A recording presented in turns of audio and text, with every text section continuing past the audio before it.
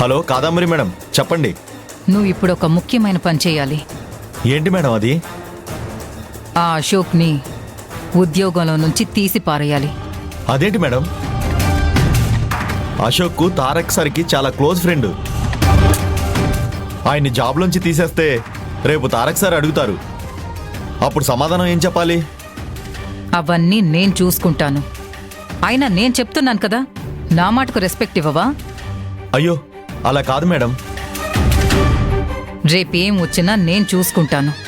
ముందు వాణ్ణి జాబ్లో నుంచి తీసిపడే. అలాగే మేడం.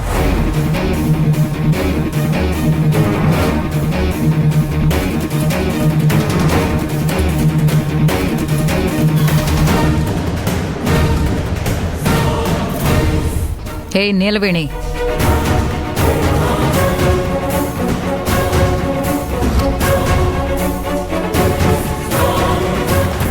ఈ ఇంటి కోడలి పోస్టు మీద రోజు రోజుకి ఆశలు పెంచుకుంటున్నట్టున్నావు.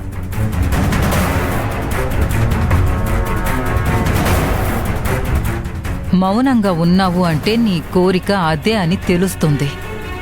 ఈ ఇంటి కోడలివై మా అందరి మీద పెత్తనం చలా ఇద్దాం అనుకుంటున్నావా? అంత మాట అనకండి అమ్మగారు. మీరెప్పుడు నాకు యజమానులే, నేనెప్పుడూ మీకు పని మనిషిని. నా స్థాయి ఏంటో, నా హద్దులేంటో నాకు బాగా తెలుసు. అయినా ఇదేది నేను కోరుకోలేదు. మీరన్నట్లు ఆశలు పెట్టుకోలేదు.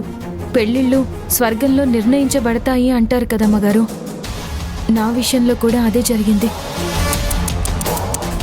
నీ మాటల చమత్కారం నా దగ్గర చూపించుకో.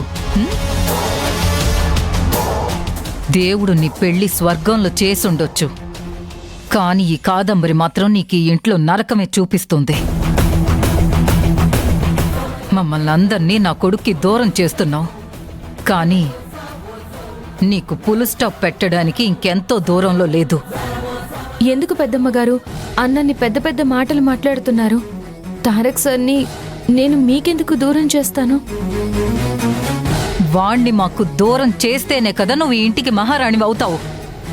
నాకు అలాంటి ఉద్దేశాలు లేవమ్మగారు. నేనెప్పుడు తారక్ సార్ని అందరితో ప్రేమగా ఉండమనే చెప్తాను. కుటుంబం అంటే నాకు ప్రాణం. అలాంటిది మిమ్మల్ని నేనెందుకు విడదీయాలని అనుకుంటానమ్మగారు? అనుకున్నావు, అందుకే అక్క తమ్ముళ్ళని వేరు చేశావు. తారక్ తన సొంత అక్క మీదే చెయ్యి చేసుకునేంత వరకు తీసుకువెళ్ళావు. చూస్తున్నాను, అన్నీ చూస్తున్నాను. ఏదో ఒకరోజు తారక్ నీ మెడలో కట్టిన తాళిని తన చేతులతో తనే తెంచి పడేసే పరిస్థితికి తీసుకొస్తాను. అప్పుడు తెలుస్తుంది నీకు ఈ కాదంబరి అంటే ఏంటో.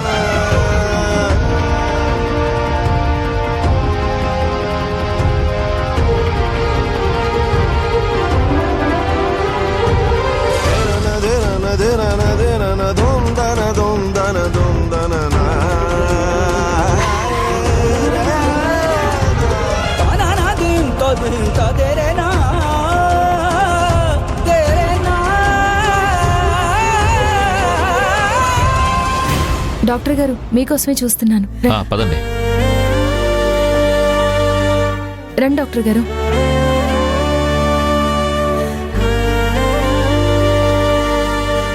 రండి. హాయ్ తారక్, ఎలా ఉంది? పర్వాలేదు డాక్టర్. ఒకసారి చెక్ చేద్దాం.